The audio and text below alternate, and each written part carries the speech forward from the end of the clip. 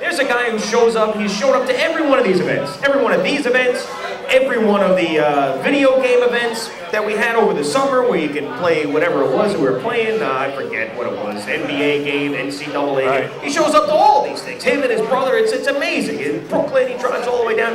The man is insane. But finally, there's a payoff.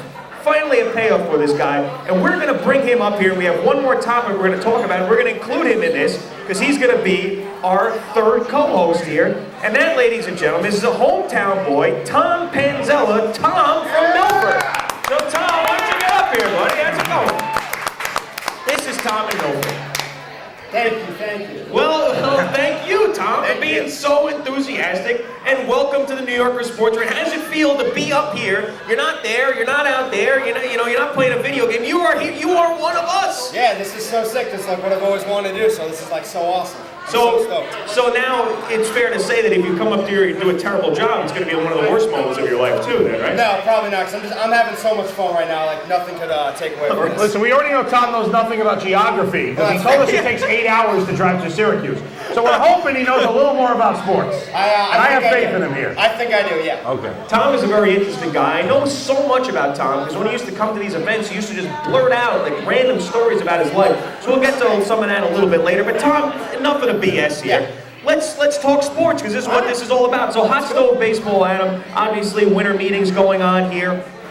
Mets haven't done much yet. The Yankees making news, bringing Pettit back here. You're a big-time Yankee fan. Yes, they brought in Granderson. So here you go. Talk to us. Talk to the people here in Mildford, the people that'll be watching on WFAN.com about what the Yankees have done so far as bringing Pettit back and the Granderson deal. Well, I absolutely love bringing Pettit back. I mean, it was $12 million, but whatever. He's going to be gone after the year, retired. It's a year-by-year thing. I love bringing Pettit back. He's another starter. He's an arm. You can trust him. He rarely gets injured. Absolutely love the Curtis Granderson deal. He's a Gold Glove caliber center fielder. He bunch of extra base hits. He had over 80 extra base hits a few years ago, something like that.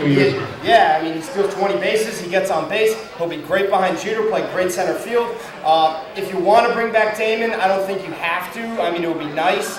But I'd rather see Granderson at the top of the order instead of, because if they bring back Damon, I think Damon will hit to Granderson at like 7 or 8. But I love bringing in Granderson. I don't know what it does for Garner. I mean, I don't know if you want to carry 5 outfielders, but it's the speed. I think the Yankees need to go after a lower level starting pitcher like a John Garland or Joel Pinheiro, because I think you don't know what you're going to get out of Hughes. If they say they want to make Hughes a starter, they don't know what they're doing with Java. They don't know what Wong's injury. He's going to come back midseason. I think you need to get yourself another pitcher so you're not stranded like middle of the year with like Sergio Mitre again.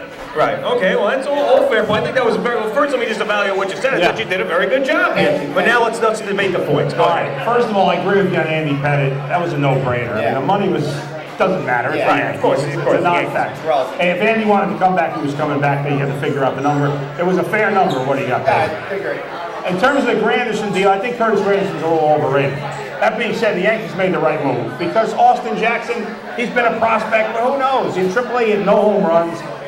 How many Yankee prospects have been bust once they got to the majors? The list is very long. You get a veteran when you can. Granderson, as I said though, a little overrated, cannot hit lefties. If you look at his numbers against lefties, he is awful. He did not play well. He has been a good defensive player in the past, you're right. This season, he struggled defensively. And there's a possibility the Yankees could move him to left field. We'll see. But overall, he's a good, solid player. I disagree with that completely. They brought him in to be their center fielder without question. No, he better play better than he did last year, because he struggled defensively last season. I think he did, but I think you're right. He will play center, but the he's got to Yankees play have been better. starved for a center fielder here since Bernie left. You know, I think that they brought him in with the mind that this guy's going to be our center fielder for a couple of years to come. And I think that they should sign Damon back, and I wouldn't mind hitting Granderson down in that order. I mean, just think about how deep that order is. Who cares where he hits as long as you guys are productive?